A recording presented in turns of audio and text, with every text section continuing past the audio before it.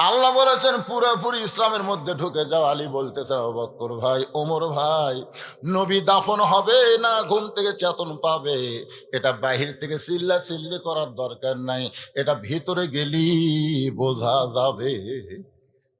এটা কার মধ্যে ঢুকলে? ভিতরে গেলি বোঝা যাবে। আবু বকর বলতেছে তাহলে ভিতরে কে ঢুকবে? হযরত আলী বলতেছেন এই ঘরের মালিক যিনি, তিনি যাকে বলবেন তিনি ঢুকবেন। ওই ঘরটা হলো মা আয়েশার ঘর। জোরে কোন কার ঘর? যে ঘরে নবী আছে এই ঘরটা কার? এখনো যে ঘরে আছে ওই ঘরটা কিন্তু মা আয়েশার ঘর। যারা হজ করছে তারা জানে। হযরত আলী বললেন, মা উম্মাহাতুল মুমিনিন, নবীর যত বিবি আছে সমস্ত বিবি হলো উম্মতের মা, আমাদের মা। জোরে কোন আমাদেরকে উম্মাহাতুল মুমিনিন। হযরত আলী ডাক দিলেন, মা, নবী নিয়ে বাহিরে গন্ডগোল শুরু হয়েছে। একদল বলতেছে নবী বিদায় নিছে দাফন হবে, আর এক দল বলতেছে নবী ঘুমের মধ্যে আছে, ডাক দিলি চেতন পাবে। মাগো মা, নবী নিয়ে ফিতনা শুরু হয়ে গেছে। ও মা, এখন ঘরের মধ্যে ঢুকে দেখতে হবে নবী বিদায় নিছে না চেতন হবে। মা, আপনি যাকে অনুমতি দিবেন তিনি ঘরের মধ্যে ঢুকবেন। ওমর ফারুক চিন্তা করতেছে, এটা যদি আয়েশার ঘর না হয়ে হাফসার ঘর হতো, হাফসা মানে নবীর বিবি হাফসা ওমর ফারুকের বেটি, আর আয়েশা মানে নবীর বিবি আয়েশা আবু বকরের বেটি। সুবহানাল্লাহ কন্যা কেন? বুঝছেন? ওমর ফারুক একদিন আবু বকরের সামনে কাঁদতেছে। তা আবু বকর বলে, কান্দিস কেন? বলে, কান্দার কারণ হলো ওসমান আলী নবীর জামাই হলো, তুমি নবীর শ্বশুর হলে, কিন্তু আমি। তা আবু বকর বলতেছে, তোমার মেয়ে নাই? আছে তো, ওর সাথে বিয়ে দাও, আমরা দুইজন শ্বশুর হই, ওরা দুইজন জামাই হোক। সুবহানাল্লাহ বলেন। তখন হযরত ওমর তার মেয়ে হাফসাকে নবীর সঙ্গে বিয়ে দিলেন। তাহলে বোঝা গেল দুইজন কি শ্বশুর। নবীর শ্বশুরকে আবু বকর ওমর, আর জামাইকে ওসমান আর আলী। এমন সময় মা আয়েশা ঘরের মধ্য থেকে বলতেছেন, নবীর মাদ্রাসার ১ নম্বর ছাত্র যিনি, তদন্তের দায়িত্ব পাবেন তিনি। ৬ লক্ষ হাদিসের হাফেজা। সুবহানাল্লাহ কেন? মা আয়েশা কি সাধারণ নাকি? কারো নাম ধরছে? কারো নাম ধরছে?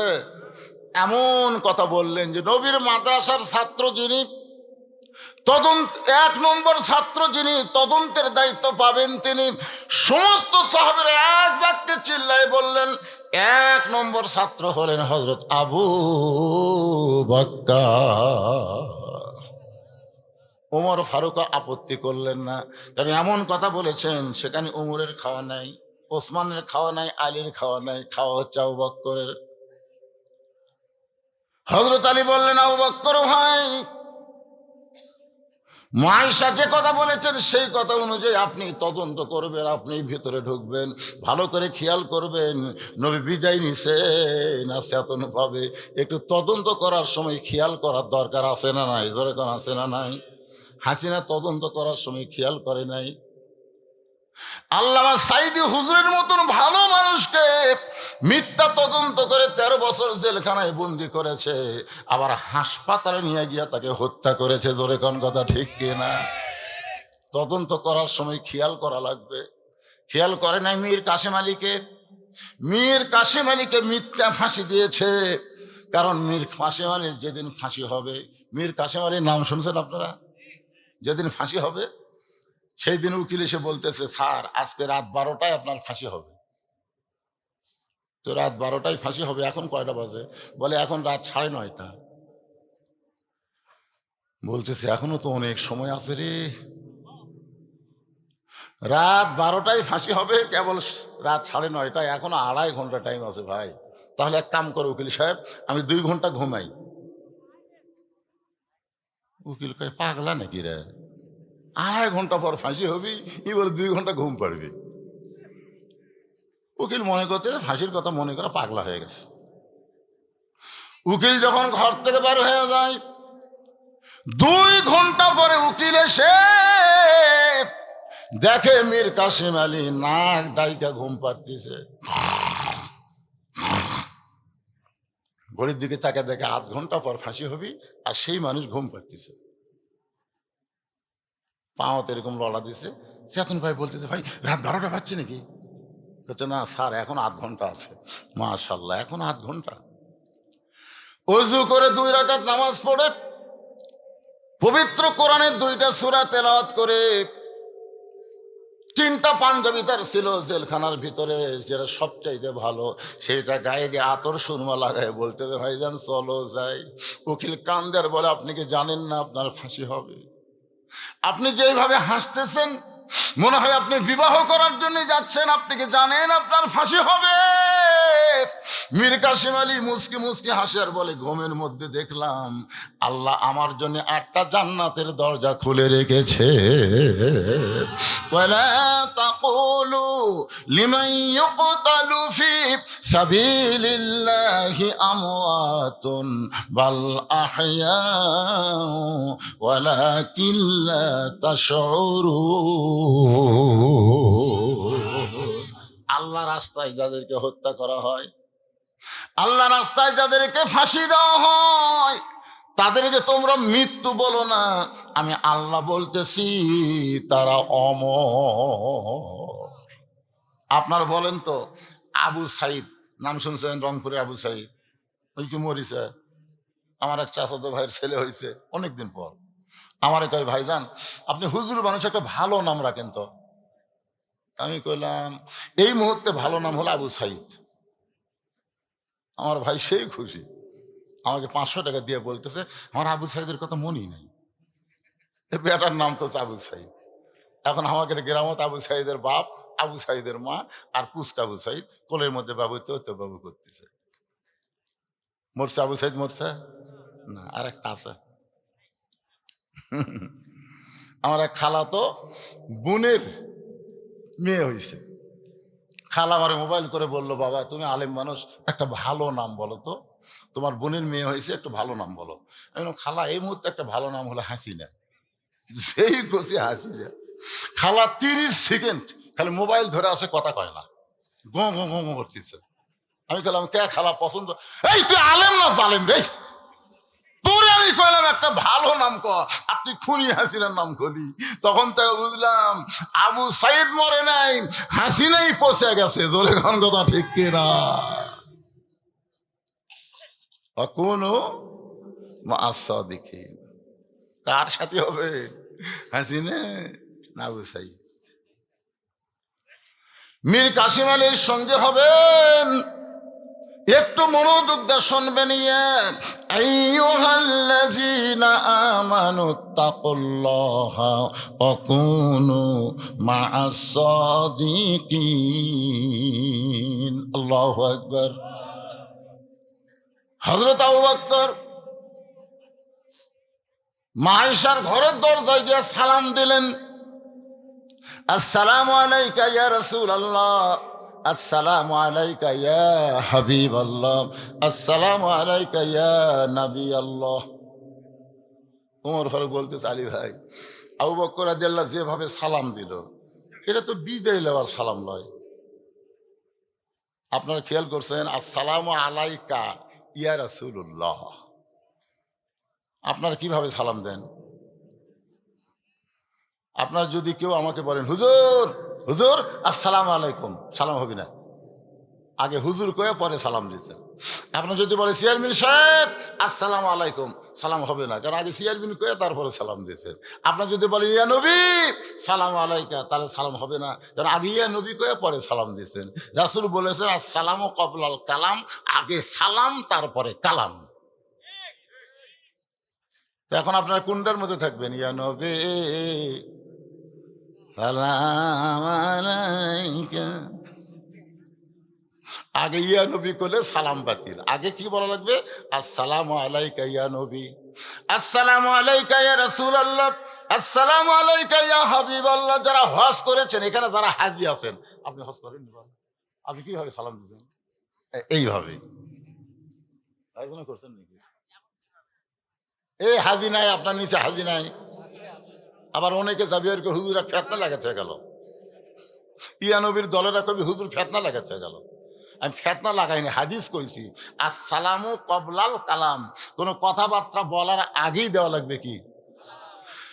হযরত আবু বকর সালাম দিলেন, আসসালামু আলাইকা ইয়া রাসূলুল্লাহ, আসসালামু আলাইকা ইয়া হাবিবাল্লাহ, আসসালামু আলাইকা ইয়া নবী আল্লাহ। সঙ্গে সঙ্গে মা আয়েশা দরজা খুলছে। যেই মাত্র দরজা খুলেছে হযরত আবু বকর ঘরের মধ্যে ঢুকছেন, ঢোকা মাত্র ওই মা আয়েশা দরজা বন্ধ করে দিয়া বাবার হাত খস করে ধরছে। মা আয়েশা দরজা বন্ধ করে দেয়, বাবার হাত ধরছে, ধরে বলতেছে, বাবা আপনি তদন্ত করবেন। বলে, তুই না আমার নাম করলি, তুই কইলি নবীর মাদ্রাসার 1 নম্বর ছাত্র যিনি, তদন্তের দায়িত্ব পাবেন তিনি, তো সেই হিসাবে তো আমি ঢুকলাম। আয়েশা বললেন, বাবা নবীর তদন্তের আগে আমার 3টা প্রশ্নের উত্তর দেওয়া লাগবে। 1 নম্বর প্রশ্ন হলো, আপনি কি আল্লাহর কোরআনকে দাফন করতে পারবেন? আপনি সত্যি করে বলেন তো বাবা, আপনি কি আল্লাহর কোরআনকে দাফন করতে পারবেন? আবু বকর, আয়েশা, কোরআন কোনোদিন দাফন করা যাবে না। আয়েশা বললেন, বাবা আপনি বাহিরের মানুষ, আপনি ভিতরের খবর জানেন না। আমি 6 বছর বয়সে নবীর সঙ্গে আমার বিয়ে হয়েছে, 9 বছর আমি নবীর ঘরে আইছি, আজকে 18 বছর আমার বয়স চলতেছে। এই 9 বছরে নবীর সঙ্গে থাইকা আমি যতটুকু দেখেছি, আল্লাহর কোরআন যেমন, আল্লাহর নবীও হলো তেমন। কোরআনকে যদি দাফন করা না যায় বাবা, তাহলে নবীকেও দাফন করা যাবে না। ও বাবা, আমার 2 নম্বর প্রশ্ন হলো, আপনি 6 বছর বয়সে আমাকে কার সঙ্গে বিয়ে দিয়েছেন? মানুষের সঙ্গে বিয়ে দিয়েছেন না নবীর সঙ্গে বিয়ে দিয়েছেন? আমার 3 নম্বর প্রশ্ন হলো, বাবা আমার জন্য আপনি বিয়ে দিচ্ছেন না আপনার জন্য আমাকে বিয়ে দিয়েছেন? এই 3টা প্রশ্নের উত্তর দিবেন, তারপরে নবী তদন্ত করতে যাবেন। আপনারা কি প্রশ্ন 3টা বুঝেছেন? বুঝছেন? বোঝেননি? 1 নম্বর প্রশ্ন হলো, আপনি কি আল্লাহর কোরআনকে দাফন করতে পারবেন? 2 নম্বর প্রশ্ন হলো, আমাকে বিয়ে দিয়েছেন কার সাথে? নবীর সাথে না মানুষের সাথে? 3 নম্বর প্রশ্ন হলো, আমাকে বিয়ে দিয়েছেন আমার জন্যই না আপনার জন্যে? আবু বকর বলে, আয়েশা হাজার হাজার মানুষ বাহিরে দাঁড়িয়ে আছে, হাজার হাজার সাহাবী বাহিরে দাঁড়িয়ে আছে, তুমি আমাকে ঘরের মধ্যে তদন্তের জন্য বলেছো, আমি নবীকে তদন্ত করতে চাই। এই বলে আবু বকর রাদিয়াল্লাহু যখন নবীর দিকে পা বাড়ায়, এমন সময় একটা জান্নাতের কান্না শুনতে পাই।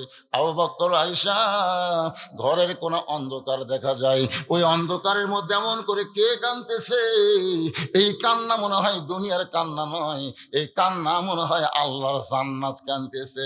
আয়েশা বলে, বাবা ওই ঘরের কোনায় আল্লাহ নবীর পাশে বসে যিনি কাঁদতেছেন তিনি হলেন নবীর মা, তিনি হলেন নবীর মা।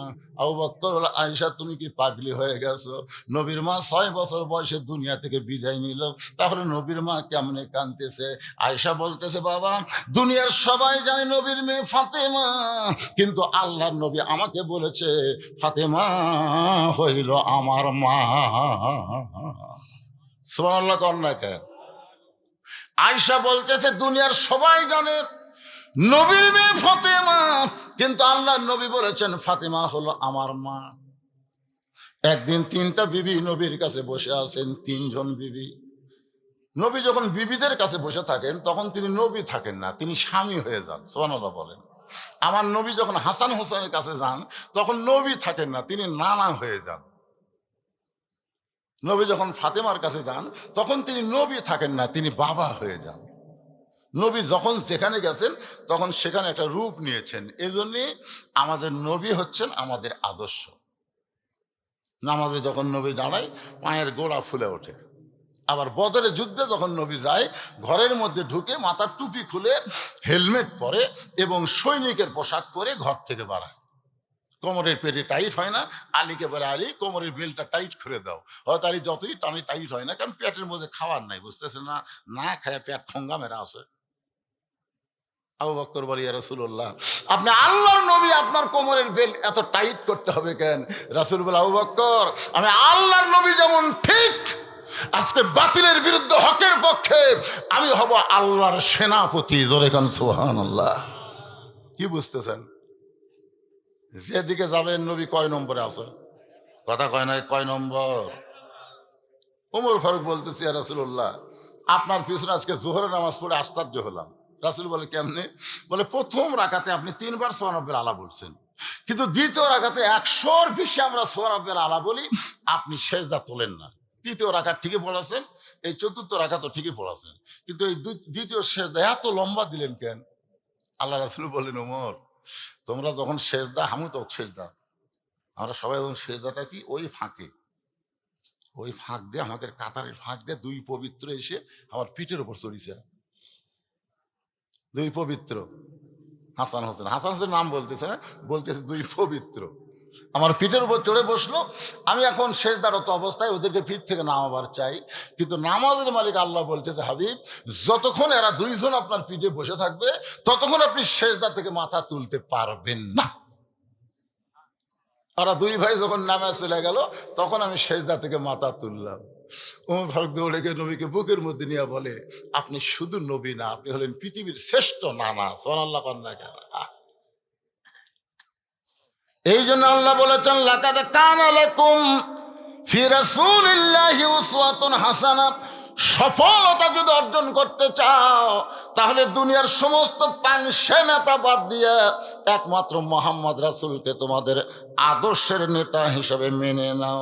এই মুহূর্তে একটা স্লোগান দেওয়া লাগবে, আমার নেতা তোমার নেতা। আচ্ছা, এত ওয়াজ শোনার পরেও এই বিশ্ব নেতা মোস্তফা বলতে আপনাকে কার কার আপত্তি আছে? তো তাহলে এই ম্যান ম্যানা স্লোগান দিলেন কেন? এ তো ম্যামর মার্কা স্লোগান হলো, গলায় খাঁকারে দেন তো। আমার নেতা তোমার নেতা, বিশ্ব নবীর চরিত্র, লিল্লাহে তাকবীর। একটু মনোযোগ দিয়ে শোনেন। 3টা বিবি যখন নবীর কাছে বসে আছেন, একটা বিবির নাম হলো উম্মে সালমা, একটা বিবির নাম হলো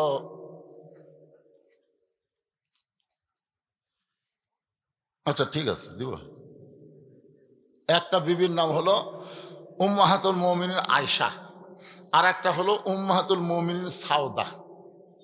কয়টা? 3টা বিবি নিয়ে নবী বসে আছেন। বিবিরা গল্প করতেছে, নবীও গল্প করতেছে, মনেই হচ্ছে না যে নবী। এক বিবি মাথার চুল টানতেছে, এক বিবি লোক ফুটে দিচ্ছে, আর এক বিবি সামনে বসে গল্প শুনতেছে।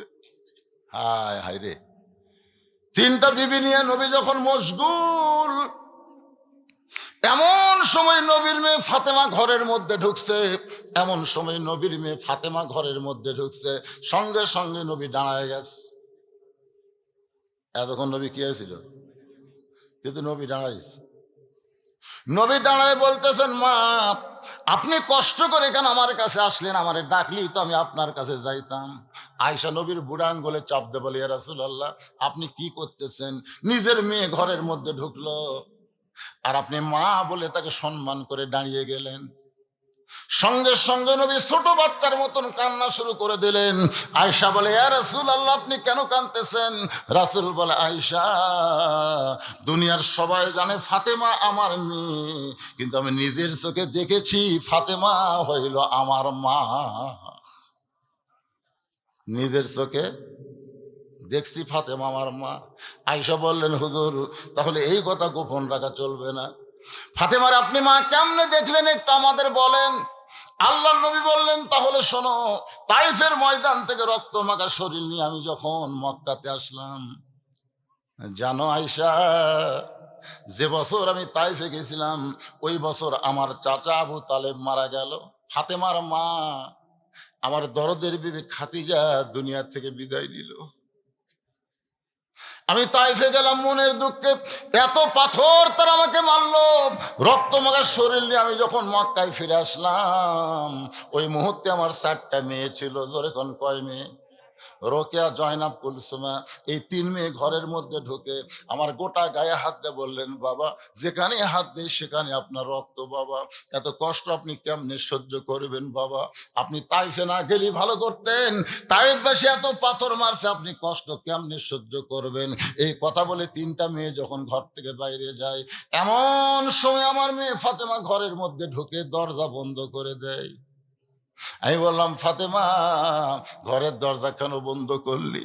ফাতেমা বলতেছে, বাবা এই কষ্ট আমি কেমনে সহ্য করব, এই কষ্ট আমি কেমনে সহ্য করব? 3টা মেয়ে বলল, আপনি কষ্ট কেমনে সহ্য করবেন? আর আমার ফাতেমা বলতেছে, বাবা এই কষ্ট আমি কেমনে সহ্য করব বাবা? ইব্রাহিম নবীর জন্যে নমরুদের চূড়া আল্লাহ শান্তির বাগান বানাবার পারে, মুসা নবীর জন্য আল্লাহ সাগরকে রাস্তা বানাবার পারে, আর আমার বাবার জন্য তাইফের পাথর আল্লাহ তুলা বানাবার পারে না। এই কষ্ট আমি কেমনে সহ্য করব? নবী বলে, আয়েশা রে, এই কথা বলে ফাতেমা ঘর থেকে বাইরে যায়। আমি তাকাই দেখি ফাতেমা উনানের উপরে তেল গরম করতেছে, পানি গরম করতেছে, পানি গরম করে তেল গরম করে ঘরের মধ্যে ঢুকে দরজা বন্ধ করে দিয়ে বলে, বাবা সন্তান যখন বড় হয় তখন দরজা খুলে সন্তানকে গোসল করানো যায় না। ও বাবা আপনি এখন অনেক বড় হয়েছেন বাবা। নবী বলে, আয়েশা রে, আয়েশার উরাতকে বালিশ বানায় দিয়ে আমাকে শোয়া দিল। আমার দেহের কাপড় চোপড় খোলার পরে যত জায়গায় তাইফবাসী পাথর মারছে, ওই গরম পানির মধ্যে নরম কাপড় চুবড়াইয়া চুবড়াইয়া আমার গোটা দেহ পরিষ্কার করে ওই নরম আঙ্গুলের মধ্যে জয়তুনের তেল নিয়ে আমার ক্ষতস্থানে যখন লাগায় দেয়, আমি নবী কখন যেন ঘুমের মধ্যে চলে গেছি, ওই ফাতেমার উরাতকে ঘুমায় গেছি। এমন সময় স্বপ্নে দিকে আমার মা ফাতেমা, আমার মা আমেনা আমার শিওরের পাশে দাঁড়ায় কাঁদতেছে। এত বছর পরে আমি মাকে দেখে আর ছাড়তে চাইলাম না। আমি স্বপ্নে মা বলে আমিনার হাতটা যখন ধরলাম, এমন সময় ফাতেমা আমার কপালে চুমা খায়, ফাতেমার চোখের পানি দিয়ে আমি নবীর ঘুমটা ভাঙ্গে যায়। আমি বললাম, ফাতেমা তুই সবসময় এমন করে কেন কাঁদতিস মা? ফাতেমা বলে, বাবা আপনি মনে হয় স্বপ্ন দেখছেন, আপনি স্বপ্নে মা বলে আমার হাতটা চাইপা ধরছেন বাবা, এই দেখেন এখন পর্যন্ত আমার হাতটা ধরে আছেন। রাসূল বলে, ফাতেমা স্বপ্নে মা বলে যদি তোর হাতটা চাইপা ধরি, তাহলে তুই আমার ফাতেমা না, তুই হলি আমার মা আমেনা। আয়েশা বলতেছে, বাবা নবীর মা ফাতেমা নবীর পাশে বসে কাঁদতেছে। সঙ্গে সঙ্গে আবু বকর বলতেছে, আয়েশা রে, আমি একটু নবীকে তদন্ত করতে চাই, নবী ঘুমের মধ্যে আছে না বিদায় হয়ে গেছে? হাজার হাজার সাহাবী বাহির অপেক্ষা করতেছে। সঙ্গে সঙ্গে আয়েশা বললেন, মা ফাতেমা তুমি একটু অন্দর মহলে যাও। সুবহানাল্লাহ কোন? আবু বকর হলেন 1 নম্বর জান্নাতি, এমন একটা জান্নাতি মানুষ ঘরের মধ্যে ঢুকছে। আর আয়েশা বলতেছে, মা তুমি একটু অন্দর মহলে যাও। তাহলে কি বোঝা গেল? যে অবস্থায় থাকেন না কেন পর্দাকে গুরুত্ব দেওয়া লাগবে। কি গুরুত্ব দেওয়া লাগবে? কথা কয় না। আবু বকর রাদিয়াল্লাহু কয় নম্বর জান্নাতি? কথা কয় কয় নম্বর জান্নাতি? 1 নম্বর জান্নাতি। হিসাব দিয়ে দেখলে মা ফাতেমার কে হয়? আরে বাপের শ্বশুর তাহলে নানা হয়, নানা হয়। তারপরও আয়েশা বলতেছে, মা তুমি একটু অন্দর মহলে যাও। এ মায়েরা, পর্দার অন্তরে বসে যারা আওয়াজ শুনতেছেন, মেয়েদের একটা ইবাদত কবুল হবে না যদি পর্দা ঠিক না থাকে। জোরে কোন কথা ঠিক কিনা? পর্দা যদি ঠিক না থাকে। ইমাম গাজ্জালী বলেছেন মেয়েদেরকে অন্দর মহলে থাকতে হবে। তো ছাত্র বললেন, হুজুর অন্দর মহল মানে কি? ইমাম গাজ্জালী বললেন, কবর। ইন ফাসাকতুবুহা লিল্লাযিনা ইয়াত্তাকুন। গোটা বিশ্বব্যাপী সব জায়গায় আল্লাহ রহমতের অবস্থান, সব জায়গায় আল্লাহ রহমত আছে, কিন্তু রহমতের বাজেট সকলের জন্য হয় না। লিল্লাযিনা ইয়াত্তাকুন, কেবলমাত্র আল্লাহর ভয় তাদের জন্যই রহমতের বাজেট হয়।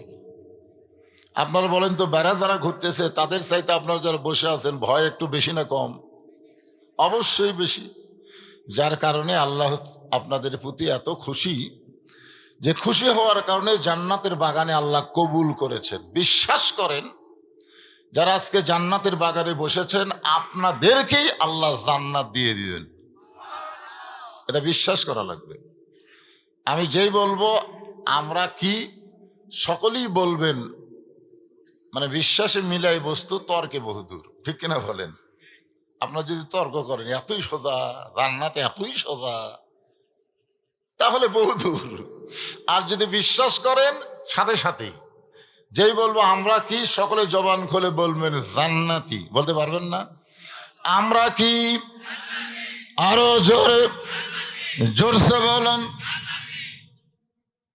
এখানকার যে ফেরেশতা আছে, এই ফেরেশতা আল্লাহকে বলতেছে, আল্লাহ তোমার বান্দারা জান্নাতি জান্নাতি বলে চিৎকার করতেছে। আল্লাহ বলতেছে এনার তো জান্নাত দেখেইনি।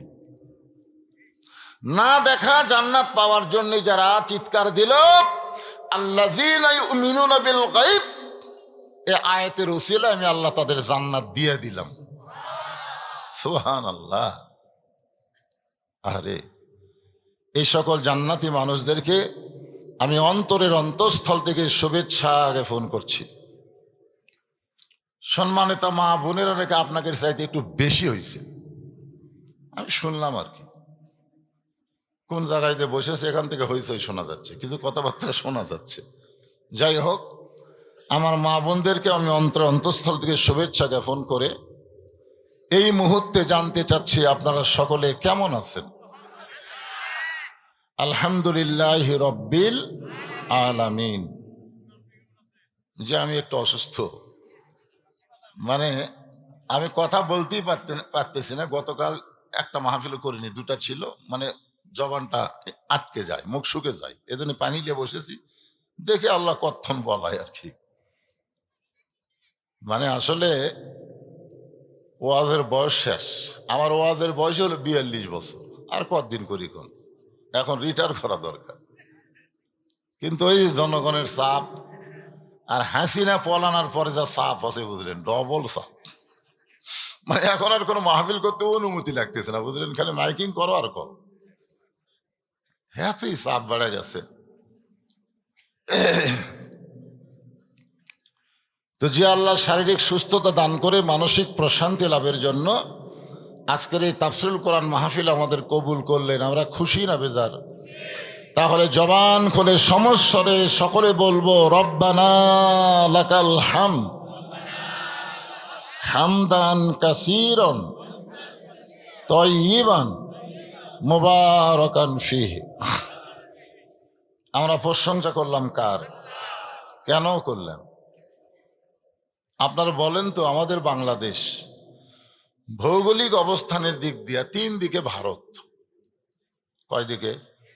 আর একদিকে ফাঁকা আছে, সেই দিকে হলো সাগর। কিছুদিন আগে ভারতের একটা ফাটাকেষ্ট নাম শুনেছেন? যুবকেরা জানে ফাটাকেষ্ট মানে মিঠুন চক্রবর্তী। ও ফেসবুকে একটা স্ট্যাটাস দিছে যে বাংলাদেশকে দখল করতে আমাদের 15 দিন লাগবে না। কয়দিন? 15 দিনের মধ্যেই নাকি আমাদের দেশ দখল করবে। মানে আমাদের পালানোর কোনো জায়গা নেই। 3 দিকে ভারত আর একদিকে সাগর, তো সাগরের দিকে কিভাবে পালাবেন? এই জন্য ওরা 15 দিনের মধ্যে আমাকে দখল করবে। কি স্বপ্ন দেখতেছে! আমরা আল্লাহর প্রশংসা করার কারণ হলো আল্লাহ আমাদেরকে হিন্দুর ঘরে, বৌদ্ধর ঘরে, খ্রিস্টানের ঘরে, ইহুদির ঘরে না পাঠাইয়া সরাসরি আল্লাহ আমাদেরকে মুসলমানের ঘরে কবুল করেছেন। মনে হয় বেজার হলেন? ওই যে ভারতেরা যে ভগবান বিশ্বাস করে, ভগবানের ভ বাদ দিলে গবানের কোনো অর্থ ডিকশনারিতে নাই। গবানের গ বাদ দিলে বান মানে বন্যায়, দুনিয়ার কোনো মানুষ চায় না। বা বাদ দিলে নো মানে ভগবান নাই। আর আমরা যাকে আল্লাহ বিশ্বাস করি, আয়াতুল কুরসির প্রথমে পড়েন আল্লাহু লা ইলাহা ইল্লা হুয়াল হাইয়ুল কাইয়ুম। যদি মন চায় আলিফ বাদ দেন, লিল্লাহি মা ফিস সামাওয়াতি ওয়াল আরদ। আবার যদি মন চায় লাম বাদ দেন, লাহুল মুলকু ওয়া লাহুল হামদ। আবার যদি মন চায় আর একটা লাম বাদ দিয়ে দেখেন, হুয়াল্লাহুল্লাযী লা ইলাহা ইল্লাহু। আমাদের আল্লাহর সব কিছু বাদ দিলে আল্লাহ বাদ পড়ে না। মুসলমানের আল্লাহ সদা বিরাজমান। জোরে বলেন ঠিক কিনা? ভাগ্যগুণ এমন একটা আল্লাহ পাইছি, খুশি না বেজার? জবান খুলে বলি আলহামদুলিল্লাহ। আছেন আমার মুক্তার, আছেন আমার ব্যারিস্টার, শেষ বিচারের হাইকোর্টেতে তিনি আমায় করবেন পার। আমি পাপী রাসূল জাবিন্দা। কি বুঝলেন? আল্লাহ যখন হাকিম হয়ে আমাদেরকে আসামি বানায় বিচার শুরু করবেন, ওই সময় আমাদের নবী উকিল হয়ে ব্যারিস্টার হয়ে আমাদের ব্যাপারে আল্লাহর কাছে জেরা করবেন, ওকালতি করে সুপারিশ করে আমাদেরকে জান্নাতে নিয়ে যাবে। আল্লাহ রাসূল বলেছেন, তোমরা যত পাপ করো করো, খালি ঈমান নিয়ে যদি কবরে আসতে পারো, আমি রাসূল ওয়াদা দিয়ে দিলাম, তোমাকে বেহেশত না ঢুকাইয়া আমি নবী বেহেশতে ঢুকবো না। এরপরেও সুবহানাল্লাহ বের হয় না। এমন একটা নবী পাওয়াতে খুশি না বেজার? তাহলে জবান করে আর একবার বলি আলহামদুলিল্লাহ। যে কোরআন থেকে আপনার তাফসির শুনবেন, আমি একটা ছোট্ট আয়াত আপনাদের সামনে তেলাওয়াত করেছি। ইয়া আইয়ুহাল্লাযীনা আমানুত্তাকুল্লাহা ওয়া কুনু মা'আস সাদিকিন। আল্লাহ বলতেছেন, যারা আমাকে বিশ্বাস স্থাপন করেছো, তোমাদের ভিতরে যদি আল্লাহর ভয় তোমরা সব সময় রাখতে চাও, তাহলে সত্যবাদীদের তোমরা সাথী হও। আপনার বলেন তো সত্যবাদী কারা? যাদের সাথী হওয়ার কথা আল্লাহ কোরআনে বললেন, এই সত্যবাদী বলতে আপনারা কি বুঝতেছেন? বুঝতে পারতেছেন না? হ্যাঁ, না না না, না বুঝবার পারলে তো বুঝা দেব। মানে আয়াতকে সামনে নিয়েই কথা বলবো। এখন আপনারা একটু খেয়াল করেন, আল্লাহ রাসূল যেদিন দুনিয়া থেকে বিদায় নিল, এ বাবা খুব গুরুত্বপূর্ণ কথা, অসুস্থ মানুষে বলতেছি, রাসূল যখন দুনিয়া থেকে বিদায় নিল, হযরত আবু বকর রাদিয়াল্লাহু বলতেছেন, রাসূল বিদায় নিয়েছে, রাসূলকে দাফন করা লাগবে। কি করা লাগবে? দাফন। এটা কে বলতেছে? আবু বকর রাদিয়াল্লাহু। আর ওমর ফারুক বলতেছে, কেউ যদি বলে নবী বিদায় নিয়েছেন, তার দেহ থাকবে কিন্তু মাথা থাকবে না। আমাদের বাংলাদেশে বহু দল, জোরে কোন কথা ঠিক কিনা? এই সব দলের মধ্যে সত্যবাদী দল কোনটা? যাদের সঙ্গে আমাদের থাকা লাগবে, আল্লাহ বলতেছেন, ঠিক কিনা বলেন? আপনারা বলেন তো, কোন দল আগামীতে ক্ষমতা গেলে, ক্ষমতার চেয়ার পাইলে, আল্লাযীনা ইম্মাক্কান্নাহুম ফিল আরদ আকামুস সালাত। আল্লাহ বলেছেন, মুসলমানের মধ্যে কাউকে যখন ক্ষমতার চেয়ার দেওয়া হবে, তার 1 নম্বর দায়িত্ব হলো নামাজ কায়েম করা। জোরে কোন, কি কায়েম করা? নামাজ পড়ার কথা। এই যে কোরআন শরীফ আপনার গোটালেন, গোটা কোরআনের কোনো জায়গায় নামাজ পড়ার কথা নেই। আমরা বলি ছেলেরা নামাজ পড়ে না, পড়ে না, যতই আপনি কোন পড়বে না, কারণ পড়ার কথা তো নেই। শুরুটাই আপনারা দেখেন, কোরআনের শুরু দেখেন, জালিকাল কিতাবু লা রাইবা ফি হুদাল লিল মুত্তাকিন আল্লাযীনা ইউমিনুনা বিল গায়বি ওয়া ইউকিমুনাস সালাহ। শুরু হয়ে গেল। গোটা কোরআনে 82 বার আছে। যতক্ষণ কতবার? হা করা লাগবে তো, কতবার? পড়ার কথা না কায়েমের কথা? কে কায়েম করবে? কে? আল্লাহ করবে? আল্লাহ করবে। অকুনু মা সাদিকিন। একটু মনোযোগ দিয়ে শোনা লাগবে। কিছু কিছু সাহাবী হয়তো আবু বকর রাদিয়াল্লাহর কাছে গেলেন, যা বলতেছে, আবু বকর ভাই, আপনিও যা আমরাও তাই। রাসূল বিদায় নিয়েছে, আমরা দাফন করার পক্ষে। নরম নরম সাহাবী যারা, তারা সবাই চলে গেল কার কাছে? আবু বকর রাদিয়াল্লাহর কাছে গিয়ে বলতেছে, আবু বকর ভাই, আপনিও যা আমরাও তাই। কারণ আল্লাহ রাসূল বলেছেন, আমার পরে এই দুনিয়াতে যত মানুষ আছে, সমস্ত মানুষের বান্দা উম্মতের নেকি যদি এক পাল্লায় দেওয়া হয়, আর আবু বকরের এক রাতের নেকি যদি অন্য পাল্লায় দেওয়া হয়, সমস্ত উম্মতের নেকির চাইতে আবু বকরের নেকির ওজন বেশি হবে। রাসূল বলেছেন, আল্লাহর পরেই এই দুনিয়াতে কেউ যদি আমার দোস্ত থাকে, সে দোস্তের নাম হলো আবু বকর সিদ্দিক। এই জন্য সাহাবেরা বলতেছে, আপনিও যা আমরাও তাই। আর গরম গরম কিছু সাহাবী আছে, গরম গরম, এরা সবাই ওমর ফারুকের কাছে গিয়ে বলতেছে, ওমর ফারুক ভাই, নবী কোনোদিন বিদায় নিতে পারে না, এই কথা আমরা মানি না, আপনিও যা আমরাও তাই। আগে ছিল 2 মত। আগে কয় মত ছিল? 2 মত। এখন কয় দল? 2 দল হয়ে গেছে। একটা নবীকে দাফন করবে, আর একটা বলতেছে নবী মরেই নাই, দাফন কিসের? এখন আপনারা বলেন, আবু বকর রাদিয়াল্লাহু দল যদি দাফন করবার আসে আর উমর ফারুকের দল যদি বাধা দেয়, তাহলে কি হবে? আপনারা জানেন, নবীর উম্মত হিসাবে আপনারা জানেন, নবী কিন্তু বলেছেন 3টা কাজ তোমরা তাড়াতাড়ি করবা। কয়টা কাজ? 1 নম্বর কাজ হলো কেউ মারা গেলে তাকে তাড়াতাড়ি দাফন করবা। কিন্তু আল্লাহ রাসূল দুনিয়ার থেকে বিদায় নেওয়ার 3 দিন, কয় দিন? 3 দিন দুনিয়াতে ছিলেন, তিনি বললেন তাড়াতাড়ি করবা, আর তিনি থাকলেন 3 দিন।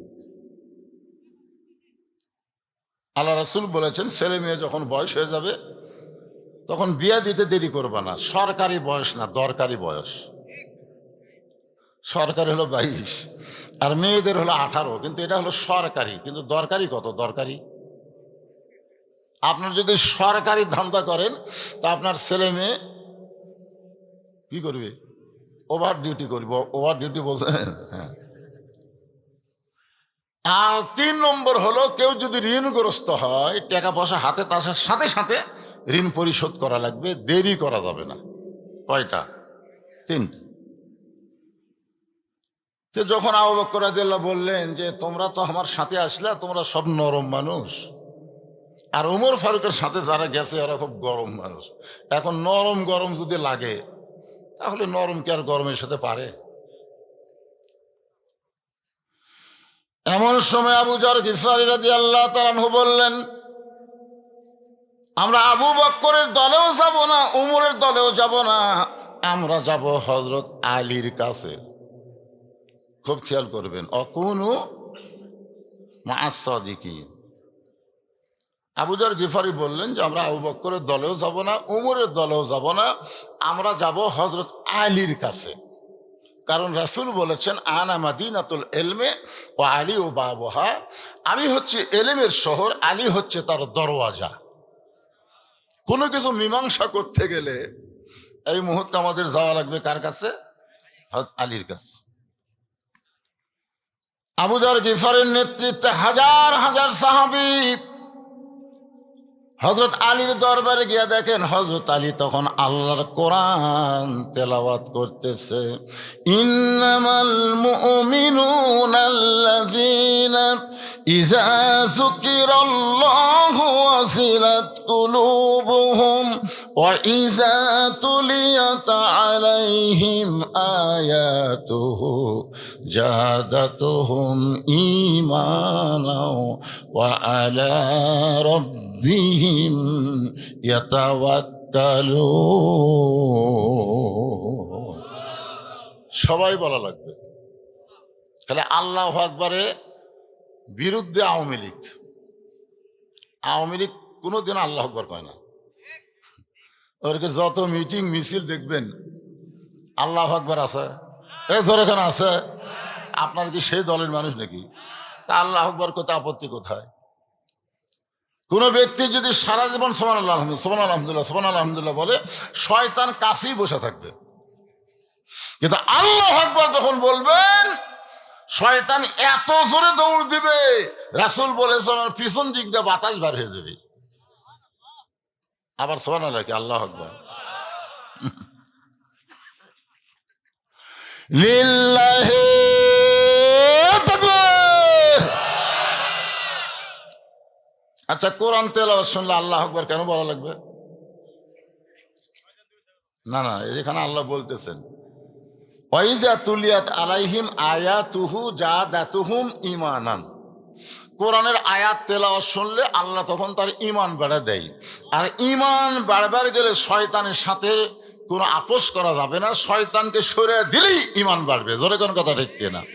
আর শয়তানকে সরিয়ে দেওয়ার মন্ত্রের নাম কি? এই জন্যে যখনই বক্তারা কোরআন তেলাওয়াত করবে আপনার শোনার সাথে সাথে আল্লাহু আকবার বলবেন। কি সমস্যা আছে? এই মাঝখানে এরা ঘরে কেড়ে এই ছোট ছোট বাচ্চা। আল্লাহ রাসূল কেন বললেন আপনার বলেন তো? রাসূল কেন বলছেন 7 বছর থেকে নামাজের তালিম দিবা আর 10 বছর থেকে জোর করে নামাজ ধরাবা? আপনার বলেন তো এই কথা বলার পিছনে কারণ কি? খালি কয় জানি না। একটা 22 বছরে আয়াক আপনি নামাজি বানাবার গেলে মারামারি হতে পারে। জোরে কোন কথা ঠিক কি না? কিন্তু 60 বছরের বাচ্চাকে যদি মসজিদে নিয়ে যান মারামারি করবি? আর 10 বছরে যদি যাবার না চাই চড়ালে কি বাপের সাথে পারবি? এই জন্যে ভাইজান, কারণ নামাজের শিক্ষা যদি একবার সন্তানকে দিতে পারেন ওই সন্তানের খারাপ থাকবে না। ইন্নাস সালাতা তানহা আনিল ফাহশাই ওয়াল মুনকার। একমাত্র নামাজই পারে মানুষকে যাবতীয় খারাপই থেকে বাঁচায় দিতে। সুবহানাল্লাহ বলেন। যে যুবকেরা তাফসির মাহফিল করতেছে যুব সমাজের উদ্যোগে, এরা কি মাগরিব এশা নামাজ পড়ছে কিনা আল্লাহ ভালো জানে। কি মনে করতেছেন? 1 কোটি বার তাফসির করলে যে সওয়াব হবে, 1 ওয়াক্ত নামাজ পড়লে তার চাইতে বেশি সওয়াব হবে। কি বিপদ! যত সমস্যাই যুবকদের নিয়ে, যেরকম ঠিক কিনা? বুড়া হলে তো এমনি ভালো হবে। সারা জীবন ঘুষ খাচ্ছে, সারা জীবন ঘুষের চাকরি করতে তো ঘুষ খাচ্ছে। যেই চাকরি রিটায়ার হচ্ছে আল্লাহর কাছে খান দিচ্ছে, আল্লাহ আমি আর জীবনে ঘুষ খাবো না, আল্লাহ আমি আর জীবনে ঘুষ। 2 কান্দের ফেরেশতা কয় আল্লাহ আমাকে বাইর করে দেন তো, 1 কান সারা চড় মারা লাগবে। এখন আর চাকরি নেই, তুই ঘুষ কেমনি খাবি? ভালো হওয়া লাগবে যৌবন বয়সে, বুড়া হয়ে ভালো হয়ে কোনো লাভ নাই। ঠিক কিনা বলেন? হ্যাঁ, এই জন্য যুবকদের বলতেছি ওটা বসা না করে সুন্দর হয়ে বসো। অকুনু মা সদিকেনের তাফসির প্রাণ ভরে শুনে যাও, কারণ সামনে নির্বাচন আসতেছে। তোর এখন কথা ঠিক কি না? যাই তাই ভোটার দাঁড়ালে আমরা ভোট দেব না। অনেকে বলে আমার ভোট আমি দিব, যাকে খুশি তাকে দিব। এটা হলো স্বৈরাচারী শয়তানি কথা। আমার ভোট আমি দিব, দেখে শুনে বুঝা দিব। জোরে কোন কথা ঠিক কি না? এই জন্যে আজকের এই তাফসিরটা মনোযোগ দিয়ে আপনাদের শোনা লাগবে, কারণ বর্তমানে দেশ ভালোই আছে, ইউনুস বসে আছে। জোরে কোন কে বসে আছে? বিপদের দোয়া। বিপদে বললে কোন দোয়া পড়েন? হ্যাঁ, বর্তমানে সেটা বাংলাদেশের ক্ষমতায় বসে আছে, কোনো টেনশন নাই। আমেরিকা কন, ভারত কন, আর যে দেশি কন, বর্তমানে ইউনুস বসে থাকা অবস্থায় বাংলাদেশের 1 চুল পরিমাণ ক্ষতি করতে পারবে না, কারণ ইউনুস সেই রকম একটা মরদ। নবী ইউনুস নবীরে খাইল মাছেতে গিলিয়া, ফেরেশতা পাঠাইলেন আল্লাহ ইসমে আজম দিয়া। দমে দমে সে হরদম পড়ে সে ইসমে আজম, মাছেরই উদর হইতে বাঁচাইলা প্রাণ। সবাই বলেন আল্লাহু আল্লাহু, তুমি জাল্লে জালালুহু, শেষ করা তো যায় না গেয়ে তোমার গুণগান। আল্লাহু আকবার। আবু যর গিফারির নেতৃত্বে হাজার হাজার সাহাবী হযরত আলীর দরবারে। হযরত আলী তখন আল্লাহর কোরআন তেলাওয়াত করতেছে। যেই মাত্র কোরআন তেলাওয়াতের আয়াতে গেছে এমন সময় আবু যর গিফারি সালাম দিয়ে বলে, আলী ভাই, ওয়াজাতা কোরআন তেলাওয়াত করে কোনো লাভ নেই। অজাতা ওয়াজ করে কোনো লাভ আছে? যে গ্রামে ওয়াজ হয় সেই গ্রামে ফজরের নামাজে মুসল্লি কমা যায়। অজাতা। আপনারা বলেন আজকে ফজরের নামাজে মুসল্লি কম হবে না বেশি হবে? কারণ ওয়াজ শুনে ঘুম আসবি, আর বউ ডাক দিলে আর সেই গরম, এই ওয়াজ শুনেছি, আমি ওয়াজ শুনেছি, আজকে ওয়াজ শুনছি। অজাতা। গরু টরু জব করে মেলা টেলা লাগে, জামাই টামাই ডাকে, একটা বছর অন্তর খাওয়া দাওয়া আর কি। অজাতা।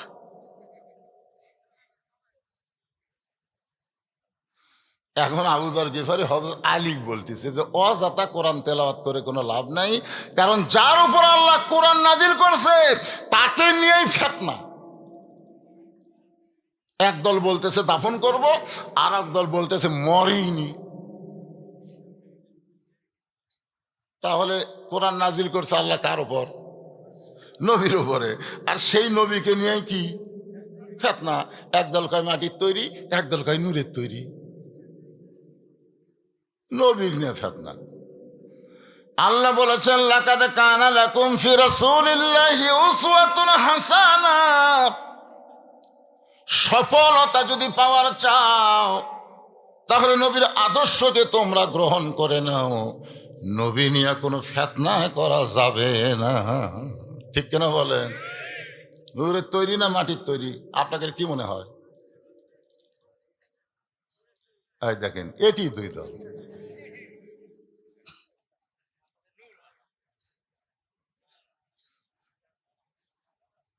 হ্যাঁ, অকুনো মাস দেখিন। আজকে বোঝা লাগবে যে সত্যবাদী কারা। কোরআন হাদিস নিয়ে আছে যারা সত্যবাদী তারা। জোরে কোন কথা, ঠিক কথা কন না কেন? হুম। আবু যর গিফারি বলতে চালি ভাই, অযথা কোরআন তেলাওয়াত করে কোনো লাভ নেই, কারণ যার উপর আল্লাহ কোরআন নাজিল করেছে সেই নবী নিয়ে ফিতনা চলতেছে। আমরা আপনার কাছে আসলাম, আপনি মীমাংসা করে দেন, নবী দাফন হবে না ডাক দিলে ঘুম থেকে চেতন পাবে? হযরত আলী বলতেছেন চলো যাই। সোনালো বলেন, সবাই বলেন। আবু যর গিফারি বললেন যে আমরা আপনার কাছে আইছি আর আপনি বলতেছেন চলো যাই। হযরত আলী যখন চলতেছেন, সমস্ত সাহাবীরা আলীর পিছনে পিছনে হাঁটতেছে। আবু যর গিফারি বলতেছে ভাই, আমরা তো আপনার কাছে আসলাম, তা আপনি যে বললেন চলো যাই, তো এখন আপনি কোন দলে যাবেন? আবু বকরের দলে যাবেন না উমরের দলে যাবেন? সঙ্গে সঙ্গে আলী বললেন, এ দুনিয়ার মুসলমানেরা শোনো, একজন মুসলমান যদি ঈমানকে বাঁচাবার চাও তাহলে কোনো মানুষের দল করা যাবে না, দল করতে হবে কেবলমাত্র আল্লাহর। জোরে বলেন কার? আলী বুঝাইলেন আবু বকরের দল করাও জায়েজ নাই, উমরের দল করাও জায়েজ নাই, দল করতে হবে কার? এখন কার দল করবেন? শেখ মুজিবেরও দল করা যাবে না, শহীদ জিয়ারও দল করা যাবে না, দল করা লাগবে কার? আরো জোরে জোরসে বলেন। কেন মুখত গামছা দিতে কেন? কি খোলো খোলো খোলো। এতদিন যা করছে করছে, আজ থেকে আমরা সবাই এখানে ওয়াদাবদ্ধ হব, আমরা কোনো মানুষের দল করব না। যতদিন দুনিয়াতে জীবিত থাকবো আল্লাহর দল করে দুনিয়া থেকে বিদায় নিব। জোরে কোন কথা ঠিক? কারা কারা ঠিক দুই হাত তুলে আল্লাহরে দেখান। লিল্লাহে তাকবীর। খুব খেয়াল করেন, আবু বকরের দল করা যাবে না। আবু বকরকে জাতা মাতা লোক। উমরের দল করা যাবে না। তার মানে বোঝা গেল মানুষের দল করা যাবে না, দল করতে হবে কার? আবু যর গিফারি বলে ভাই তাহলে আবু বকরের দলেও যাবেন না, উমরের দলেও যাবেন না, তাহলে আপনি আমাদেরগুলো যাচ্ছেন কোথায়? আলী বলতেছেন এমন একটা জায়গায় যাব যে জায়গায় গেলে মীমাংসা হবে। আমি তোমাদেরকে নিয়ে এমন একটা জায়গায় যাব যে জায়গায় গেলে কি হবে? আপনার বলেন তো, আপনাদের গ্রামে মীমাংসার জায়গা কোনটা? আপনাদের গ্রামে মীমাংসার জায়গা আছে না নাই? সে জায়গার নাম হলো মসজিদ। আওয়ামী লীগের মধ্যে যারা নামাজ পড়ে, বিএনপি যারা নামাজ পড়ে, জামাতে ইসলাম তাবলিগ যারা নামাজ পড়ে, মুয়াজ্জিন যখন আজান যায় তখন তারা কোন দিকে যায়? যায় কি যায় না? তা আওয়ামী লীগ, বিএনপি, জাতীয় পার্টি, জামাত, তাবলিগ, পীর মুরিদি সবাই ঢুকে এক এক দলকে এক এক কাতার করে না সব দল এক কাতার? আমি নিজের চোখে দেখছি, ডান পাশে আওয়ামী লীগ, বাম পাশে বিএনপি, মাঝখানে জামাত। আওয়ামী লীগ 4 আঙ্গুল সামনে গেছে, জামাত ইসলাম হাত ধরে টান মারতেছে। কে রে তুই কাতার চিনিস না? সে কাতার বাদে সামনে গেলে কেন? আওয়ামী লীগ বলতেছে আমি খেয়াল করিনি ভাই, আমি খেয়াল করিনি ভাই। দেখছেন কে টান মারলো? ওদিকে তাকায়নি, নিচের দিকে তাকাচ্ছে। যাই টান মারলো তাই হলো জামাত। কিন্তু ওই টান মারার দিকে তাকায়নি, ওই তাকাচ্ছে নিচের দিকে। জামাতের গোড়ার সাথে গোড়ালি মিল করতেছে। বিএমপি 4 আঙ্গুল পিছনে আছে। কেরে পাগলা, আগামী ইলেকশনে তোরা ক্ষমতার যাবো, পিছনে থাকিস কে? কারণ গোটা বাংলাদেশ তো আমি ঘুরতেছি, বুঝলেন, গোটা বাংলাদেশ ঘুরে যা দেখতেছি, মোটামুটি ধানের শীষে ভোট বেশি আছে মোটামুটি। হ্যাঁ, আরে বগুড়া লয় রে, আমি বগুড়াত খেলে ওয়াজ করি নাকি? আজকে কি আমি বগুড়াত ওয়াজ করতেছি? আরে পাগলা, একটা কথা বলতেছি তাই। আওয়ামী লীগ তো আর দাঁড়াচ্ছে না, এরকে সবগুলো এমপি পল আছে, জোরে কোন কথা ঠিক কিনা? এরা দাঁড়াবে, আপনাকে এ মহাদেবপুর কে দাঁড়াবে? কোন মরদ নৌকালে দাঁড়াক তোর আর চাপা থাকে নাকি? দেখে নেনে ও কোন মাছ দেখি, খালি খেয়াল চলবে, টার্গেট ঠিক। হ্যাঁ,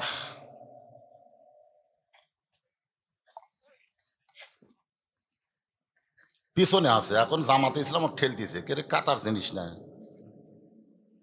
তার মানে বোঝা গেল মসজিদের মধ্যে যখন যাবে তখন 14 দল 20 দল বেড়া ফেলে দিয়ে সব মুসলমান এক কাতার হবে। ধরে কোন কথা ঠিক কিনা? হযরত আলীর সামনে সামনে, হাজার হাজার সাহাবী পিছনে পিছনে। সমস্ত সাহাবীরা চিন্তা করতেছে হযরত আলী আমাদেরকে কোথায় নিয়ে যাবে, যে জায়গায় গেলে মীমাংসা হবে। এমন একটা ঘরের দরজায় হযরত আলী দাঁড়াইলেন, যে ঘরের ভিতরেই আল্লাহর নবী আছে। হযরত আলী ঘরের দরজায় দাঁড়াচ্ছে, ইতিমধ্যে আবু বকর দৌড়ে এসে বলতেছে, আলী ভাই আপনি এত দেরি করলেন কেন?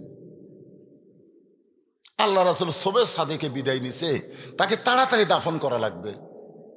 কিন্তু উমর এমন গরম আছে, ওর কারণে আমি গ্রুপে আসবার পারতেছি না। আপনি যখন আছেন আমার সাথে থাকেন, দাফন করতে উমরের বাপেরও ক্ষমতা নাই আর বাধা দিবার পারবে। উমর ফারুক দৌড়ে এসে বলতে, আলী ভাই আপনি সবচাইতে জ্ঞানী মানুষ, আপনি বলেন তো রাসূল দাফন হবে? হযরত আলী খফ করে 2 জনের হাত ধরেছে, ডান হাতে আবু বকর, বাম হাতে উমরকে ধরে বলতেছে, আপনারা 2 জন হলেন 1 নম্বর 2 নম্বর। রাসূল বলেছেন এই দুনিয়াতে 10 জন সাহাবীকে জান্নাতের সার্টিফিকেট দেওয়া হয়েছে, তার মধ্যে 1 নম্বর হলো আবু বকর, 2 নম্বর হলো ওমর। আল্লাহর নবী বলেছেন আমার পরে কেউ যদি নবী হতো লাউকানা ওমর, নবী হওয়ার সব যোগ্যতা ওমরের মধ্যে আছে, কিন্তু বিশ্ব নবী শেষ নবী হওয়ার কারণে আল্লাহ তাকে নবী করলো না, তবে নবী হওয়ার সব যোগ্যতা আল্লাহ ওমরকে দান করেছে। তো আপনারাই হলেন 1 2। তো আপনারাই যদি ফেতনা করেন, এই সাধারণগুলো কি করবে? আপনারা বলেন তো, নবী নূরের তৈরি না মাটির তৈরি? এটা কি সাধারণ লোক ফেতনা শুরু করছে না আলেমরা করছে? কথা বলা লাগবে, কথা বলা লাগবে। আজ থেকে 20 বছর আগে আমারে কেউ প্রশ্ন করেনি নবী কিসের তৈরি, কেউ প্রশ্ন করেনি। কিন্তু এই আলেমরা যেদিন থেকে একদল কয় নূরের একদল কয় মাটির, সেদিন থেকে কিন্তু সাধারণ লোকের মধ্যে ফেতনা ঢুকে গেছে। আজ থেকে 20 বছর আগে তারাবি 8 রাকাত না 20 রাকাত একজনও লোক বলেনি, জোরে কোন কথা ঠিক কিনা?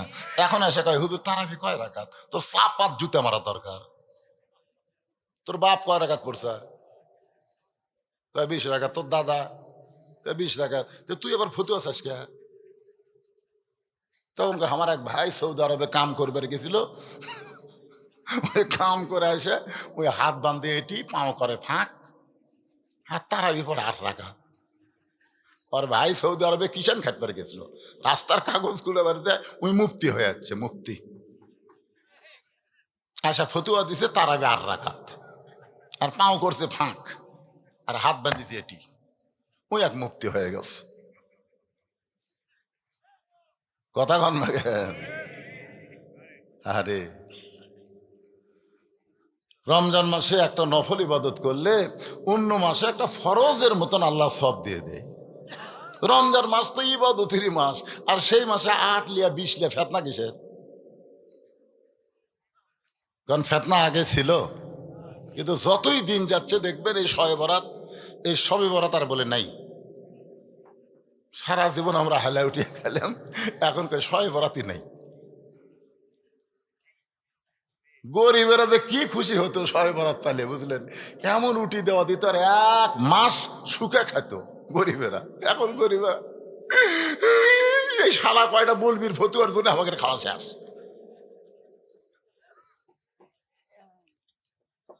কি মন খারাপ করতেছেন?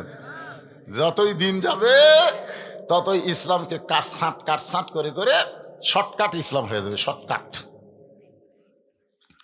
ইয়া আইয়ুহাল্লাযীনা আমানুত্তাকুল্লাহা ওয়া কুনু মা'আস সাদিকিন। রে ঈমানদারেরা, কলিজার মধ্যে যদি আল্লাহর ভয় সব সময় রাখতে চাও, তাহলে সত্যবাদীদের তোমরা দল করো, সত্যবাদীদের তোমরা সাথে হও। এই জিনিসটা বোঝানোর জন্যই বলতেছে, একটু মনোযোগ দিয়ে শোনেন। হযরত আলী বলতেছেন, আপনি হলেন 1 নম্বর আর আপনি হলেন 2 নম্বর। আপনার 2 জন যদি নবী নিয়ে ফিতনা করেন, তাহলে সাধারণ সাহাবীরা কি করবে? আবু বকর বলতেছে, তাহলে আমরা কি করব? ওমর ফারুক বলতেছে, আমরা কি করব? আলী বলতেছেন, ভিতরে ঢোকা লাগবে। ভিতরে না ঢোকা পর্যন্ত কেমনে আপনারা বলেন যে নবী দাফন হবি না চেতন পাবি? কারণ আপনার ভিতরেই ঢোকেননি। আপনারা বলেন তো ভিতরে ঢোকা লাগবে না? এই কোরআন শরীফের বাইরে থেকে কাম করলে হবি না ভিতরে ঢোকা লাগবে? আজকে বাংলাদেশের লোকেরা কোরআনের ভিতরেই ঢোকেনি, না ঢুকাই বলতেছে ইসলামে কোনো রাজনীতি নাই। ইসলামে কোনো রাজনীতি আছে তাই? আপনি কোরআনের ভিতরে ঢোকেন, 29 পারা একটা সূরা আছে, নাম হলো রাজনীতির সূরা। কিসের সূরা? তাবারাকাল্লাযী বিয়াদিহিল মুলক ওয়া হুয়া আলা কুল্লি শাইইন কাদির। এই সূরাটা হাসিনা ভারতত যায় বেশি বেশি পড়তিছে। হাসিনা কিন্তু কোরআন শরীফ পড়ে, কিন্তু এতদিন এই সূরা পড়েনি, বুঝলেন? এখন পড়তিছে। কে রে? আমি না করলাম আমার বাপের দেশ, আমার দেশ, এ দেশ থেকে কোনোদিন পলামো না। তাহলে আমি কুটি, তখন সূরা মুলুক পড়তিছে। 5 তলার উপরে 1.5 লাখ টাকার খাট, 12,000 টাকার কম্বল গাওয়াত দেয় ওরে। তার মানে রাত 9টার সময় বলতেছে, আমার বাড়ি আমার ঘর আমাক নামাইকে। এই বেটা ঘুমাইছে, এই কথা বলে বেটা ঘুমাইছে। এখন 2 কান্দের 2 ফেরেশতা বলতেছে যে আল্লাহ, মানুষ যখন ঘুমায় তখন একটা দোয়া পড়ে, আল্লাহুম্মা বিইসমিকা আমুতু ওয়া আহইয়া। আপনার বলেন তো ঘুম দেওয়ার মালিককে, চেতন করার মালিককে? আর এই বেটা কি কইল যে আমার বাড়ি আমার ঘর আমাক নামাইকে। রাত 3টার সময় একটা ভূমিকম্প, খালি বিল্ডিং, একটা কম্পন সৃষ্টি হচ্ছে। আজকে কিন্তু সিলেটে 13 সেকেন্ডের ভূমিকম্প আছে, আপনারা জানেন? আজকে যেই বিল্ডিং কাঁপা উঠছে ওই এত ফোর্সে নামছে যে কম্বলের মধ্যে লঙ্গি খুলে আছে, ওটাও পর্যন্ত পড়ার টাইম পায়নি, একে ন্যাংটা হয়ে নামছে। ফেরেশতাকে আল্লাহ হাসিনাক নামালা নামালা, তাই বলে এইভাবে ন্যাংটা করে নামালে? আপনার বলেন তো হাসিনা কি কাপড় চুপুর নিয়ে নামছে? কাপড় চুপুর নিয়ে নামলে এরশাদের মতন বাংলাদেশেই থাকতো, কিন্তু ন্যাংটা হওয়ার কারণে বিমানত করে ভারত চলে গেছে। জোরে কোন কথা ঠিক কিনা? এই জন্য আমার সঙ্গে সকলে পড়েন, তো ইজ্জু মান তাশা ওয়া তুযিল্লু মান তাশা বিয়াদিকাল খায়র ইন্নাকা আলা কুল্লি শাইইন কাদির। সম্মান দিয়ে 5 তলায় তোলার মালিককে, আবার অপমান করে ন্যাংটা করে নামানোর মালিককে, ভালো মন্দর মালিককে, সমস্ত ক্ষমতার মালিককে। তাহলে বোঝা গেল ইসলামের রাজনীতি আছে না নাই? আপনার সত্যি করে ইমান থেকে বলেন তো যে হাসিনা যে ভারত চলে গেছে, এটা বিএনপি জামাতের কাম, এই ছাত্র জনতার কাম? আমি সেই দিন 12টা পর্যন্ত ফেসবুকে দেখলাম, 12টা পর্যন্ত। ফেসবুক অবশ্যই যে পলক, সিংড়ার পলক, এই শালা ইন্টারনেট কাটা লিয়েছিল, বুঝলেন? ঠিক মতো দেখা যায় না। তো ভিপিএন এর মাধ্যমে আমি দেখি, না, ঢাকা শুনশান, কোনো মানুষ নাই। 12টার সময় দেখলাম যে শহীদ মিনারে 15-20 জন দৌড়াদৌড়ি করতেছে, আর্মিরা কারফিউ দিয়েছে, পুলিশেরা তো খালি রাইফেল ধরে আছে। আমি চিন্তা করলাম, আজকে যদি কোনো মতে হাসিনা ফসকান পায়, তাহলে আগামীকাল থেকে আমার আর ওয়াজ করা হবে না।